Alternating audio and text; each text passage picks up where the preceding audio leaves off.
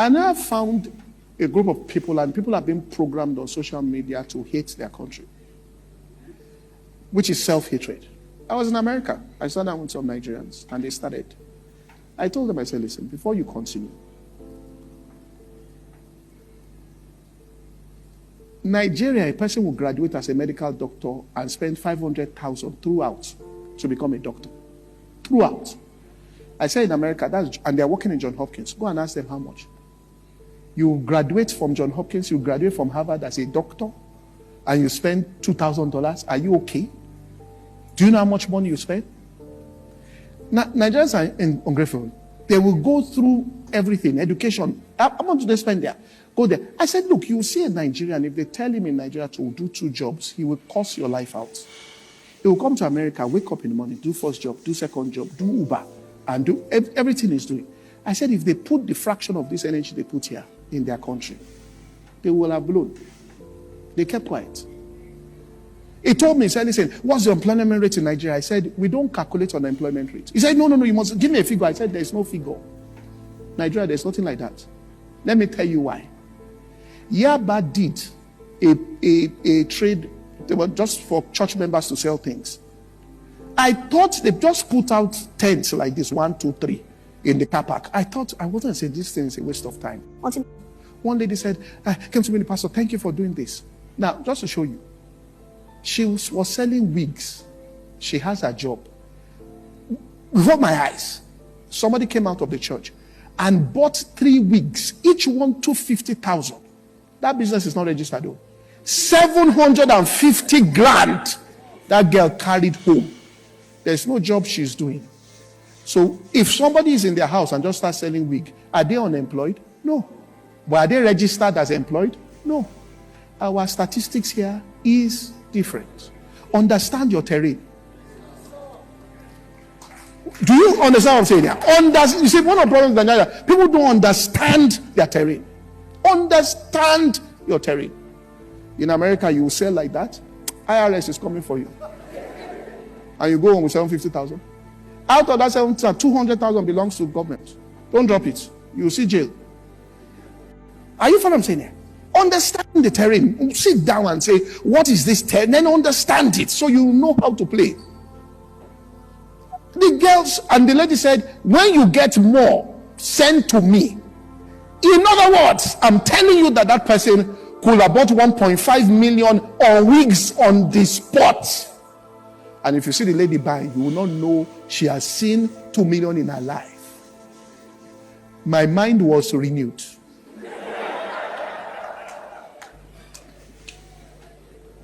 This is Nigeria. Do you get what I'm saying? The land of opportunity where good cometh. Are you following what I'm saying here? So what you should say every day is good cometh unto me. Give all these people. Say Nigeria happened to them. What are you talking about? You understand what I'm saying? Listen. In America, there are 4 people groups that are doing better than Caucasians. Nigerian Americans are, I think they're number 2. Nigerians. And they said why? It is the family of Nigerians. The way they raise their children. Which means the generation that left Nigeria when they got there still raised their children the Nigerian way. And the Nigerian way says book first before talent. Do you understand what I'm saying here? Get degree, whatever you want to do, do. If you say you want to paint, paint. But first of all, bring certificates. And that's the way in. Why people are saying, what are these Nigerians doing? Because they tell their children education. You enter a Nigerian home, they are disciplined. The value system here is treasure. You now go there, you go and join people. I say, hey. Okay, Pastor Poju Oyemade, the quality message. Very quality message, I must say.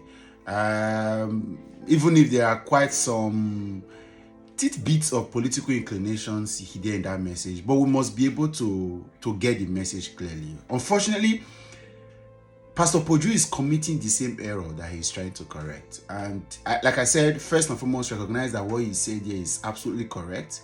you cannot get from somewhere where you hate consistently, right? But he is also making the mistake, hasty generalization and extremism. I can tell you for free, one of the biggest challenges of our society, that's the nascent democracy that we belong to, Nigeria, the society, is extremism.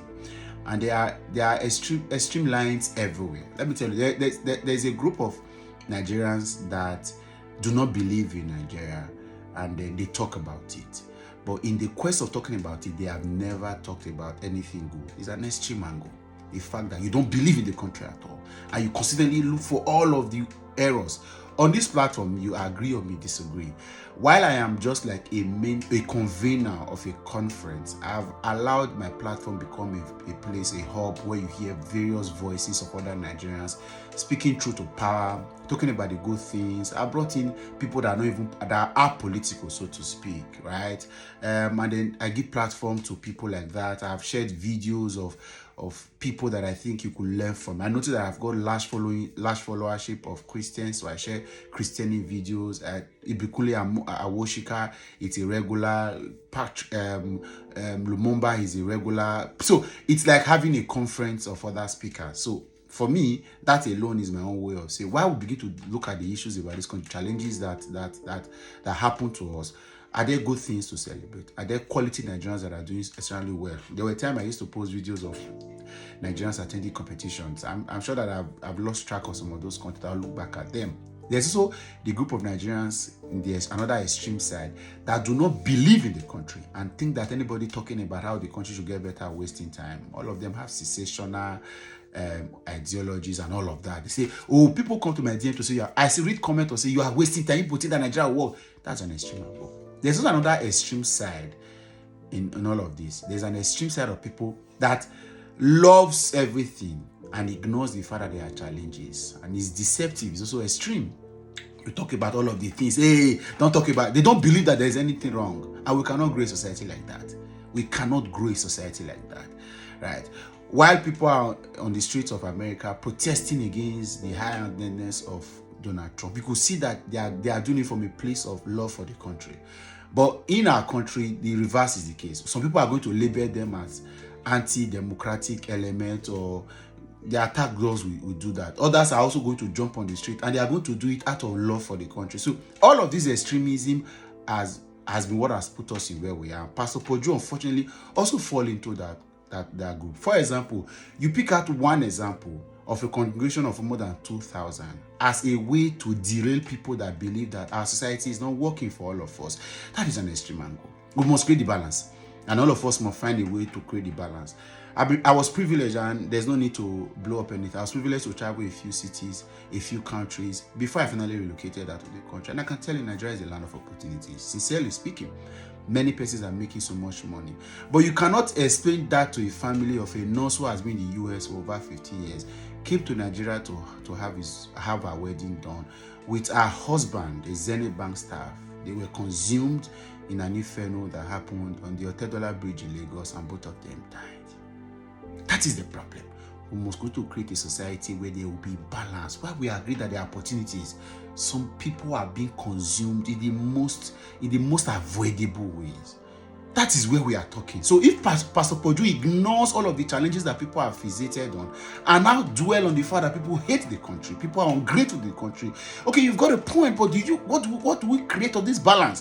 Why we want people, because there are still Nigerians who love the country regardless. Forget about the hype you see on social media from certain ethnic society, because right now everybody do not love the country, do not love the government in power because their man is not in power. The same way everybody in the West now suddenly, okay, not everybody, most persons in the West now suddenly throw love to the country, including Pastor Poju, for example, and then they begin to see how good. But like I've told a few friends, I said, this generation of you telling us that hate will not take us anywhere. You gave all love to this country. There were times where we were docile, completely out of touch with the governance and democratic system of this country. You guys said you were in love. So how come the country did not get better? So that means there's a fundamental problem we need to deal with. It is not about the love that you gave some decades ago. It's not about the hate that we are giving now some decades. However, the balance we must seek of this is that if you do not have the privilege or do not have the interest, the passion, the vision To leave the space of Nigeria, and you're already there in that country, you must find a way to become productive and seek the opportunities that are available. That is the balance. You cannot be in a place and consistently hate on the place. And I also want to say to Pastor Pojo and the likes, a lot of people are not looking for millions of naira. They just want a place where they are comfortable enough to see life working. My name is Joel Omoseyago. I'm from Benin City, Edo State, and I bear Mr. Common Sense. I have never seen a car drive past me and I turn back. Never. Friends that are close to me know I don't have a fancy car. I don't have a dream car. I don't have a dream house. Most likely I have a few dreams and aspirations that I pursue. I just want to be able to find a way where I'll live my life and do not have to worry about the next second, next minute. I'm not worried about when this trailer is coming. What if the brake system is working? Do we have system in place? Are my doors locked, or is there something I should worry about? There's no place anywhere in this society where you have 100% security. But there are some systems that have been programmed to keep your mind at rest at some point. We must grow to that kind of society. And that's what I think Pastor Pojo and the rest, when you give a message like this, get the balance. Societal watchers, gatekeepers, political leaders, thought leaders, we must get the balance. How do we also in quest of telling people to find respect, find love, find value, find peace in their current abode? How do we also ensure that people that are doing that, because you cannot tell me that everybody does. There are a few persons that believe in Nigeria, but is Nigeria working for them yet? We should not use one example out of 1 million to derate the language of the other 900,000 plus. We must get the balance. Thank you again, Pastor Poju. And as a young man, I'll tell you, continue to find a way to get yourself better. Keep growing, keep developing, develop skills, see how your skills can become solutions to society, see how that solution can be influenced to growing, become an authority and get more influence, and see how that skills can be monetized. As much as you can, find a way to doing it. Do not allow the narrative, the stories, the successes or failures of others to actually derail your message and put you in a dungeon. Get yourself better. Only you. Like my guy John Obidi used to say, your fight is different. Find yourself and be fine. I'll catch you another time. Bye for now.